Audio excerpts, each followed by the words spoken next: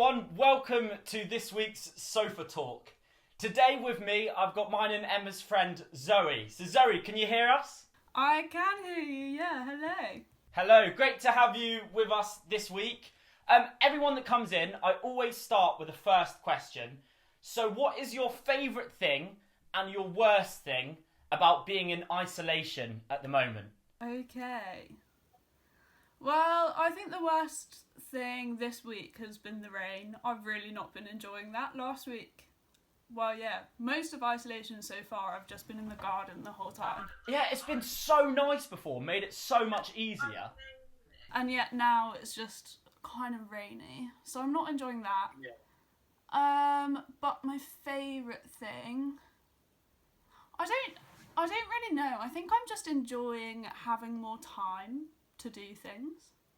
Is there any any particular skill or anything you're learning whilst doing this, or? So while I'm here at the moment, I've got a keyboard, so I'm trying to write some songs and stuff.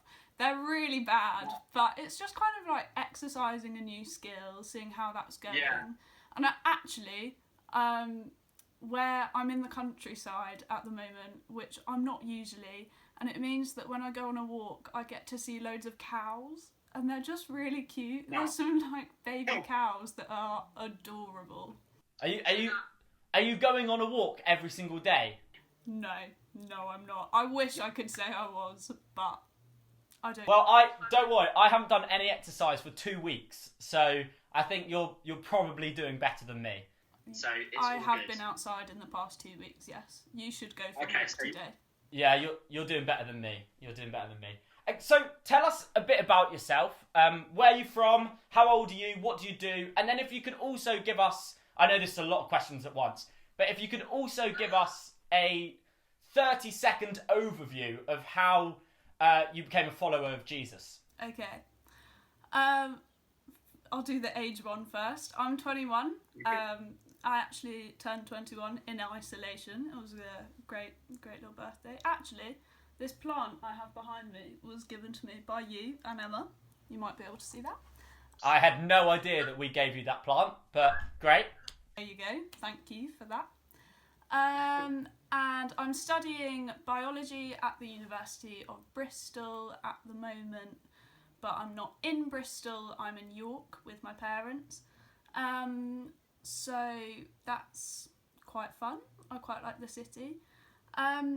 I would say I've been a Christian for all my life. Both my parents are vicars, so it's been quite integral to my family. Yeah, in primary school, both my parents came in and took assemblies, and that was always hard. That must have been really tough, because everyone knows they're your parents, right? And when kids play weddings when they're really little, I was always the vicar, because apparently I knew how to take a wedding. But yeah, that means that I've been around faith for my whole life. And I think I've just kind of gradually, as I got older, taken it on as more of my own thing. And I think probably when I left home, that kind of solidified my faith. So I guess that kind of testimony, quite a lot of people feel something similar in their life, that it's been a bit of a journey of coming to faith, but always kind of being in that environment and always believing and kind of being taken on this journey. So I want to ask you a lot more controversial question to what I just asked you. If you could only have one meal for every single day of the rest of your life, what would you choose? Oh my goodness, why would you do that? I know.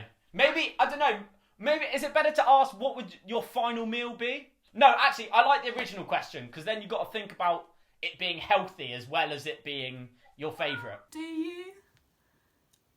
Maybe not. If it's just one meal, does that include breakfast? So the same thing, breakfast, lunch, dinner?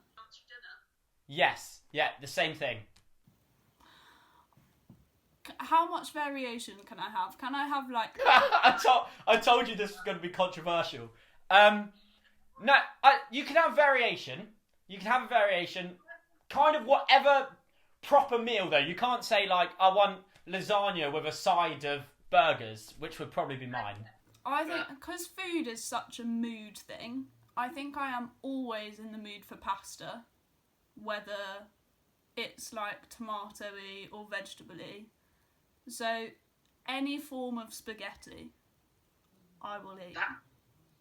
So is that, if you were choosing that, would that be like a bolognese or like a more simple kind of literally just pasta with pasta sauce kind of thing? Pasta with like some vegetables. I always go for like courgette, leek, onion, and some sauce.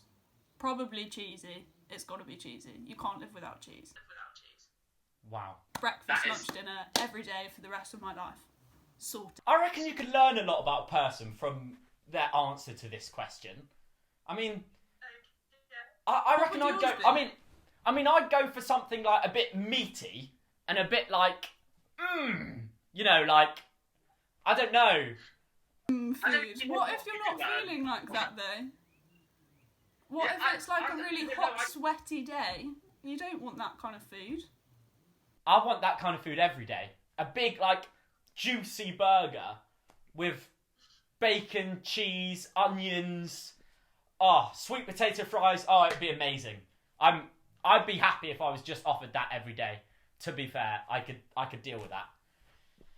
All right, this isn't actually that interesting. We're moving on from food. Okay, so I noticed that every person that's come on to chat to me on Sofa Talks, I haven't really asked them about their situation at the moment, where they're isolated and how they're finding their isolation with who they're with and where they're at. So you mentioned you were isolated with your parents in, did you say York? Yeah, so I've spent most of my life in York, not all of it. And earlier this year, my parents just moved house to a different village outside York. So I'm at home with my mum and my dad, and in the middle of nowhere that I've been before. So that's interesting. Wow. But you said countryside, so there's a positive to being in the middle of nowhere.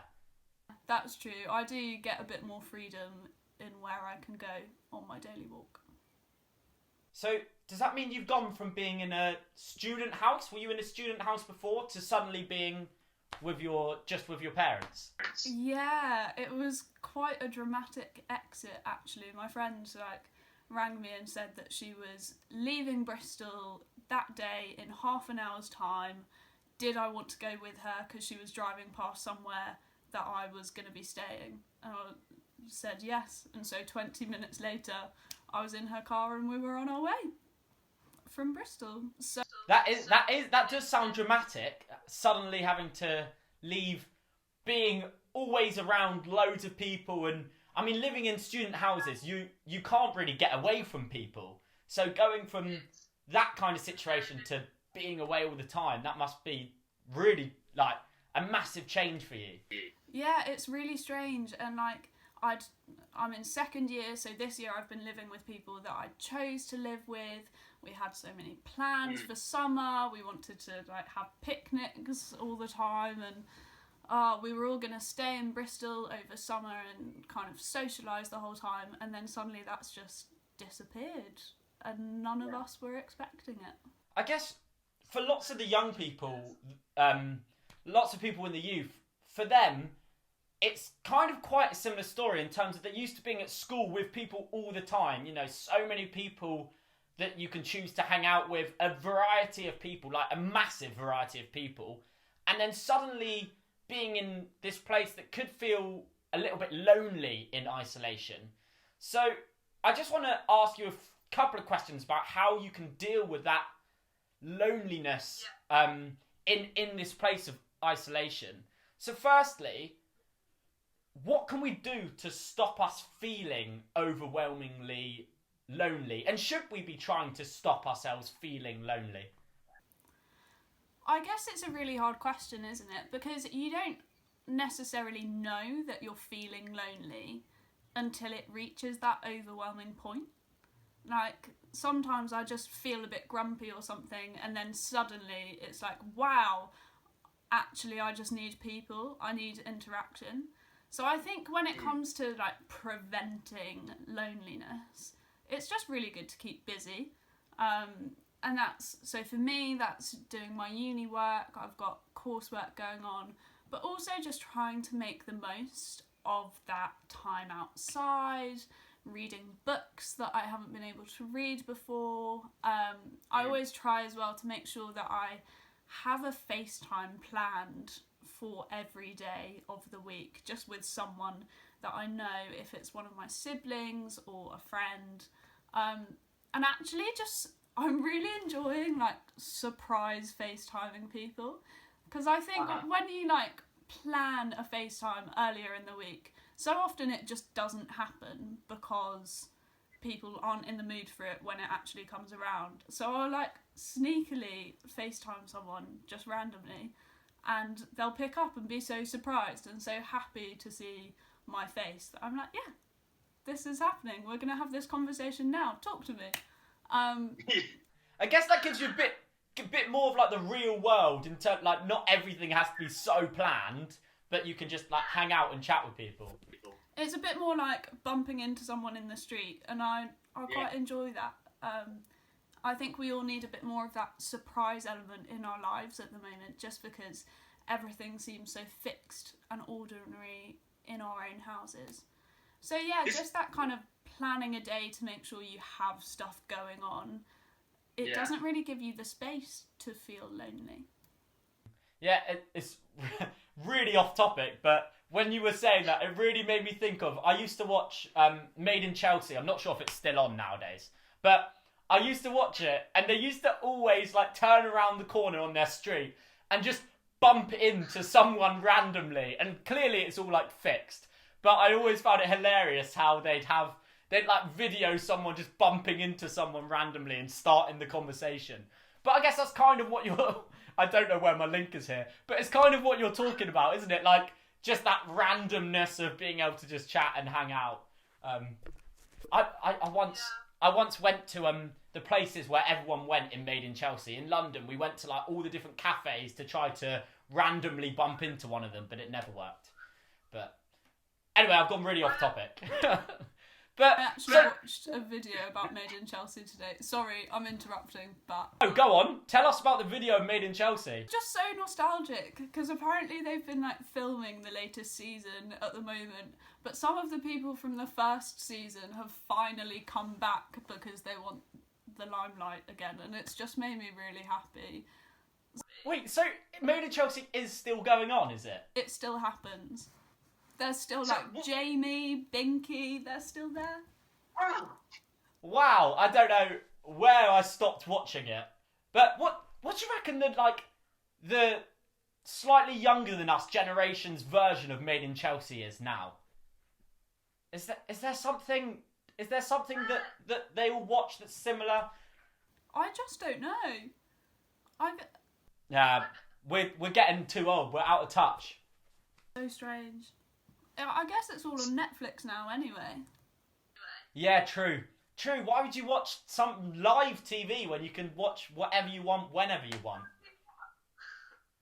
Okay, I've really gone off topic. We talk about loneliness. So, you mentioned how we can kind of stop ourselves getting too lonely, but sometimes it's inevitable that we will feel loneliness, that we will feel the loneliness. So, if we are feeling lonely, what do you think we can do? How do you think we can help ourselves get out of that place? And, how should we respond to feeling lonely? I think the first thing is just to know that it's okay. We're all in such a weird situation at the moment. And, like, the fact that we're in isolation, it is what it says really. Like, we're alone with our families or with our siblings, and that can just be really hard. So it is normal to feel lonely. Yeah. But also that kind of paves a way in itself to what we can do to help it stop being that way. Like, talk to someone, whether it's a text or a FaceTime or going and actually talking to a family member. They can be okay on a good day.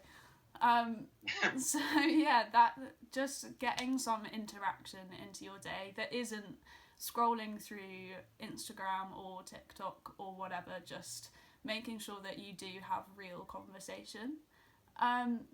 So that's kind of the more obvious thing. But also, I find it really useful to put on some really loud music that's really jolly and then just dance my way around the house. And that sounds kind of weird, but almost forcing yourself into that happy mood then makes it so much easier to be able to talk to people or just have a positive attitude towards the rest of your day. And that act of like getting off your sofa or getting up from your chair or getting out of bed just starts to put our head in the space of, okay, it's go time now, we're going to do things, we're going to see people, talk to people, and it's going to be okay.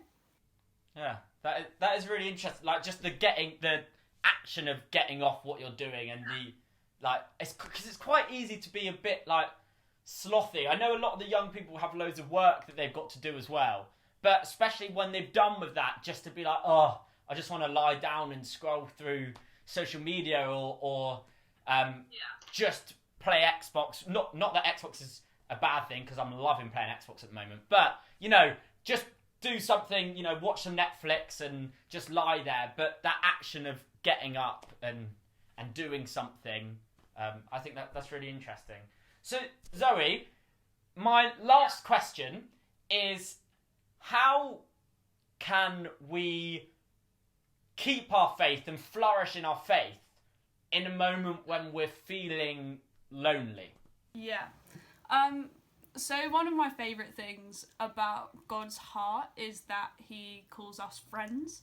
It's not just like, you're my daughter there or son. There is that kind of familial approach that God has towards us, but in the New Testament there's a bit where Jesus says, you're my friends, to his disciples, and that's what he says to us too. And I'm finding it really comforting to actually just dwell in that place with him. So instead of starting my prayers with like, Our Father in heaven, hallowed be your name, or whatever, I'll just sit and start talking as if I was talking to a friend, but kind of directing it towards Jesus. And that just really, it's been growing my relationship with God and making me see a whole new side to him during this time. And I think that's the main thing. Just keep communication going and bring it casual. But then also, I'm trying to read the Bible a bit more, because I think now's a good time to do it. I don't really have an excuse to not.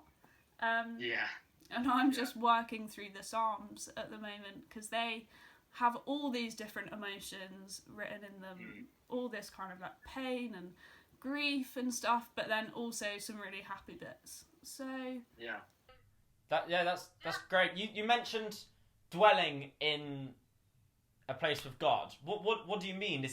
Would you put on some worship music and kind of listen to hear if God speaks to you, or would you what do you mean when you say dwelling in a place? I think it looks really different for different people. For me, I'll sit in this chair. I've got a blanket on, which I will also have. I might light some candles, do it in the evening to make it feel more chill. And just like put my phone on the other side of the room, get rid of my laptop, all distractions. If I have anything with me, it'll be a notebook and my Bible, and just giving space to it, really. Giving space to my thoughts, my emotions, letting myself think, and then kind of direct that thought towards God, but also wait to see if he has anything to say to me. No, that's really helpful. So maybe we can try to this week spend more time dwelling in a place with God. And maybe if you want to copy what Zoe was saying about dancing around to different songs, you can put Friend of God on. It's a great old Christian like rocky song back in the day. I am a friend of God. Whoa! It's great. And you can listen to that and you can dance along to that, and that'd be great. I feel like I'm saying that now, and all the young people will be watching this like, oh, Jake, you're so cringy. But you could do that. It's a great idea. Zoe, will you pray for us as a youth? Yeah, absolutely. Let's do it. Father, we thank you so much that you are so willing to draw close to us in this time. And we thank you that you love us so deeply, not just as family, but also as a friend. That you choose to know us for our characteristics, our humour, our laughter, our joy. And Father, I pray that during this time that can be so isolating and so lonely, you would draw close again. That you would provide us with the right people to talk to in the right moments, and just a mindset of optimism that we will be chasing after the good in each day. And Lord, if there's anyone that you want us to reach out to help them stop feeling so lonely, please bring them to our mind now. In your name, amen. Amen. Zoe, thanks so much for joining us this week. No problem. It's great to have you. And this is the end of the, I think, 5th Sofa Talk. So thanks for joining us. Do share it with other people. And yeah, I'm supposed to say like and subscribe normally. So yeah, do that. Goodbye.